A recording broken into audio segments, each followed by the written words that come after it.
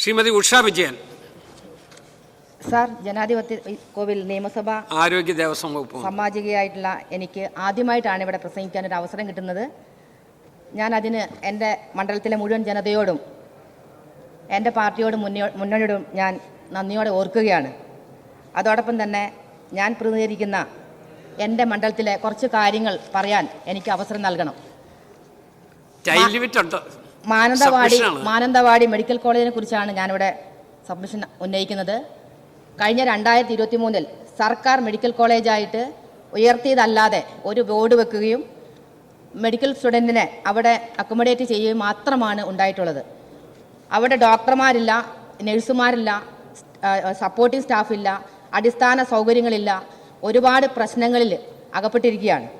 അവിടെ സ്ഥലമെടുപ്പുമായി ബന്ധപ്പെട്ടുകൊണ്ട് കഴിഞ്ഞ സർക്കാർ സ്ഥലമെടുത്തു എന്ന് പറയുകയല്ലാതെ സ്ഥലമെടുക്കുകയോ അതിന് അടിസ്ഥാന സൗകര്യം ഒരുക്കുകയോ ഒന്നും ചെയ്തിട്ടില്ല. സാധാരണക്കാരായിട്ടുള്ള ആളുകളും പട്ടികവർഗ വിഭാഗത്തിൽപ്പെട്ട ആളുകളുമാണ് ആ ഹോസ്പിറ്റലിനെ ഏറ്റവും കൂടുതലായിട്ട് ആശ്രയിക്കുന്നത്. അവിടെ വന്യമൃഗശല്യം കൂടുതലായിട്ടുള്ള ഒരു മണ്ഡലമായതുകൊണ്ടും ഒരുപാട് ജനങ്ങൾ രോഗത്തോടും അതുപോലെ അപകടത്തിലുമൊക്കെ വന്നാൽ അവരെ റെഫർ ചെയ്യുകയാണ് സാധാരണ ചെയ്യാറുള്ളത്. അതുകൊണ്ട് തന്നെ അടിയന്തരമായി ഇതിൻ്റെ ഒരു ഇടപെടൽ നടത്തണമെന്നും അതോടൊപ്പം തന്നെ വന്യമൃഗശല്യത്തിൽ അപകടപ്പെട്ടിട്ടുള്ള ആളുകളെ ചികിത്സിക്കാനുള്ള ചികിത്സ ലഭ്യമാകാതെ മരണപ്പെടുകയൊക്കെ ഉണ്ടായിട്ടുണ്ട്.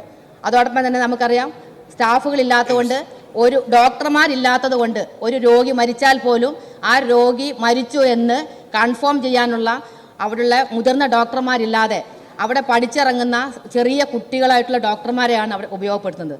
അതുകൊണ്ട് തന്നെ അവിടുത്തെ നഴ്സുമാർക്ക് അവിടെ സ്വസ്ഥമായിട്ട് അവിടെ ജോലി എടുക്കാൻ പോലും പേടിയാണ് എന്നുള്ള രീതിയിലാണ് കഴിഞ്ഞ ദിവസം ഞാൻ അവിടെയുള്ള ഡോക്ടർമാരെ കാണാൻ അവിടെ ഒരു ചികിത്സാ പിഴവുമായി ബന്ധപ്പെട്ടുകൊണ്ട് ചെന്നപ്പോൾ എനിക്ക് മനസ്സിലാക്കാൻ പറ്റിയത് അടിയന്തര ഇടപെടൽ ഇതിലുണ്ടാവണം.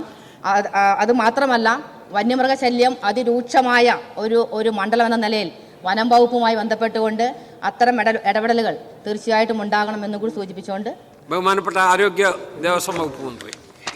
സർ, 12/2/2021 ഉത്തരവ് പ്രകാരം മാനന്തവാടി ജില്ലാ ആശുപത്രി തൽക്കാലം മെഡിക്കൽ കോളേജാക്കി.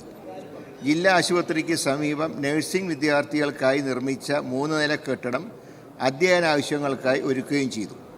സർക്കാർ മെഡിക്കൽ കോളേജിനായി 21/1/2021 DO കത്തായി ജില്ലാ കളക്ടർ 3 സ്ഥലങ്ങൾ നിർദ്ദേശിച്ചിരുന്നു. ഒന്ന്, ചന്ദ്രപ്രഭ ചാരിറ്റബിൾ ട്രസ്റ്റ് സർക്കാരിലേക്ക് വിട്ടൊഴിഞ്ഞ 50.1 ഏക്കർ ഭൂമി, അതാണ് ഒന്നാമത്. അത് സാർ മുമ്പ് UDF സർക്കാരിൻ്റെ കാലത്ത് മെഡിക്കൽ കോളേജിന് തിരഞ്ഞെടുത്ത് തറക്കല്ലിട്ടാണ്. അത് സർക്കാർ വന്നപ്പോൾ മാറ്റി. 2, ചേലോട് എസ്റ്റേറ്റിൻ്റെ കൈവശമുള്ള 55.18 ഏക്കർ ഭൂമി. 3, തലപ്പുഴ ബോയ്സ് ഗെയിൻ ലെവൽ എസ്റ്റേറ്റിൽ നിന്നും സർക്കാർ ഏറ്റെടുത്ത ഭൂമി.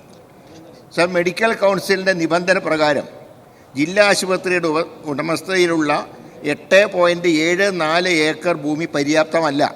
അതിനാൽ മാനന്തവാടി താലൂക്കിലെ ബോയ്സ് ടൗണിൽ ഗ്ലെയിൻ ലെവൽ എസ്റ്റേറ്റിൽ നിന്നും 65 ഏക്കർ ഭൂമി ഏറ്റെടുക്കാൻ തീരുമാനിച്ചു.